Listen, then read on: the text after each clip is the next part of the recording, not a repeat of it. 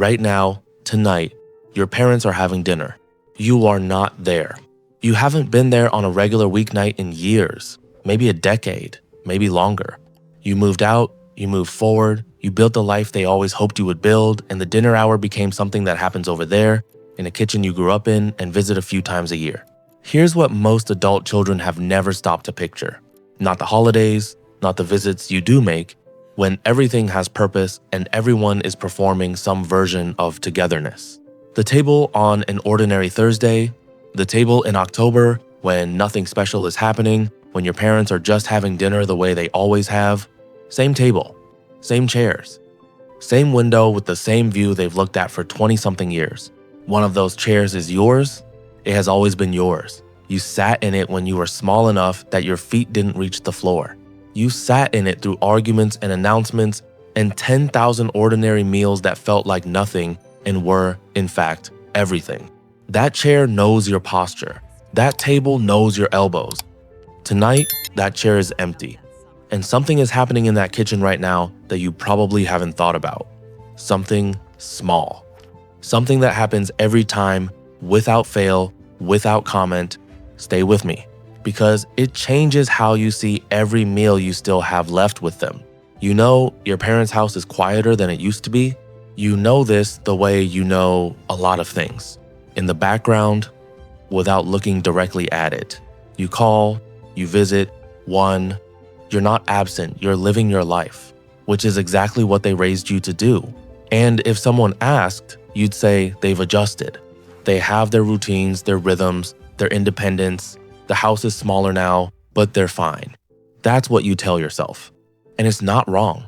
They are fine. They've adjusted. They love their life and they love you. And they are genuinely proud of the person you've become. But fine is not the whole story. Here's the thing nobody tells you about the dinner table after the kids leave. It doesn't reset. When you moved out, the table didn't adapt. The portions didn't quietly recalibrate to match the reality of two. The instinct built over years of making sure everyone had enough, that instinct doesn't receive an update. It just keeps running.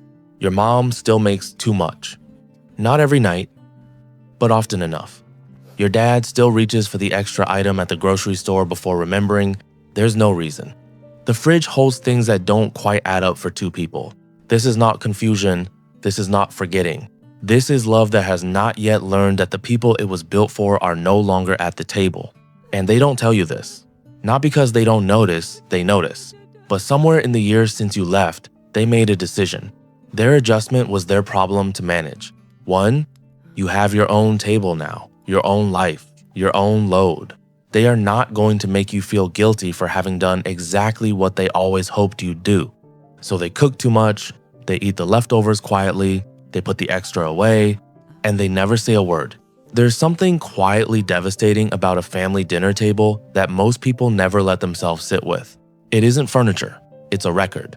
Every argument ever had across it, every birthday candle, every time someone came home and brought news good or terrible, and everyone gathered around it because that's what you did, that's where things happened. The table was there for all of it.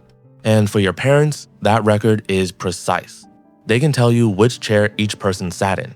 They remember which side you always chose, the way you'd lean back after eating, the sound the chair made when you pushed it out.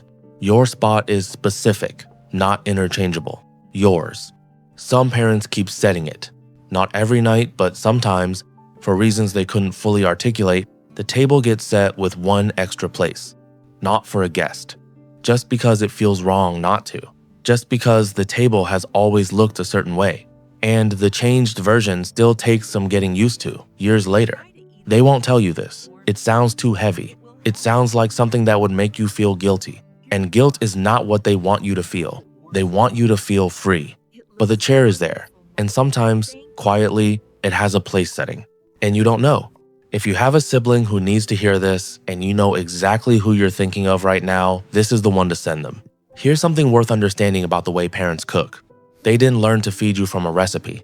They learned it from years of watching you. The portion size. The specific dish you'd eat without complaining. The thing they made when you were sick, when you were tired, when you had a hard week, and they could tell without asking.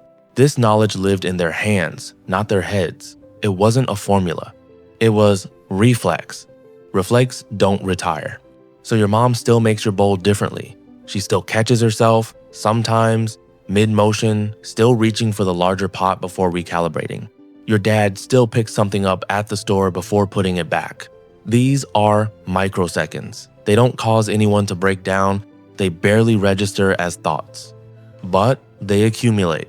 Thousands of small recalibrations over years. Each one a quiet reminder that the family that used to fill this house is now distributed across different cities, different time zones, different dinner tables. Each one absorbed without ceremony. Each one filed away without complaint. Because they are not going to make it your problem. That's the part that's hardest to hold. Not the loneliness itself, but the fact that they're carrying it so carefully, so completely on their own, specifically to protect you from knowing about it. Here's what most adult children never fully understand about their parents' silence.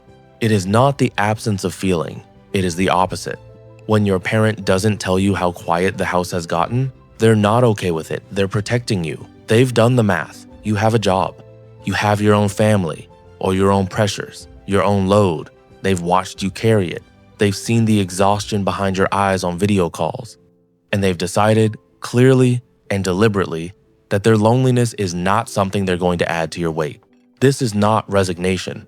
This is one of the most sophisticated acts of love that exists.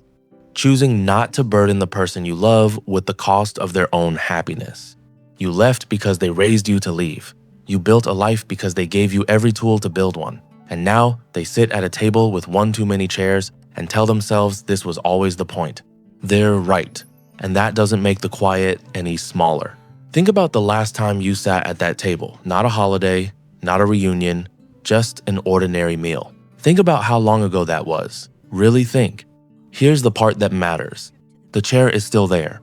It hasn't been repurposed. It hasn't been moved to another room, turned into a storage surface, quietly retired. It is still in the same position it has always been in. And when you come home, when you actually show up on a random weekend without a specific occasion and you sit down in it, something shifts in that house. The kitchen sounds different. The energy is different. Your parents move differently when you're in the room. They don't say this. They wouldn't say this. But you can see it if you pay attention. The way your mom finds reasons to be in whatever room you're in. The way your dad tells a story he already told you on the phone, but tells it differently now that you're sitting across from him. The way dinner takes longer. The way no one seems to be in a hurry to stand up and clear the plates. They've left the chapter open. Not in a desperate way. Not in a way designed to create obligation. In the quiet, undramatic way that love operates when it has nowhere else to go. They still cook too much because some part of them is still making room for you. Still hoping you'll walk through the door before they're done. You can still walk through it. Not forever. The hands that cook for you won't always be able to. There will come a day when you sit in that chair for the last time and you won't know it's the last time. And by then, the only thing you'll want is one more ordinary dinner. No occasion, no reason.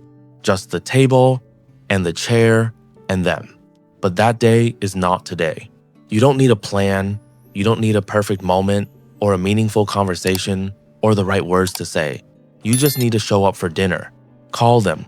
Tell them you're coming not for a holiday, not because something is wrong, just because you want to sit at that table again. Because the chair is still yours and the table still remembers you, and neither of those things will be true forever. That's it. That's the whole thing. If what you just heard is sitting with you, if the image of that quiet table is harder to shake than you expected, there's something else I want you to see. I made a video about all the things your parents aren't saying to you right now, and why. Every single "I'm fine" they've ever given you. There's one moment in that video that explains their silence more clearly than anything else I've found. It's right there on the screen. And if these videos matter to you, subscribe. Not to grow a number, but because this conversation deserves to keep going. Take care of each other.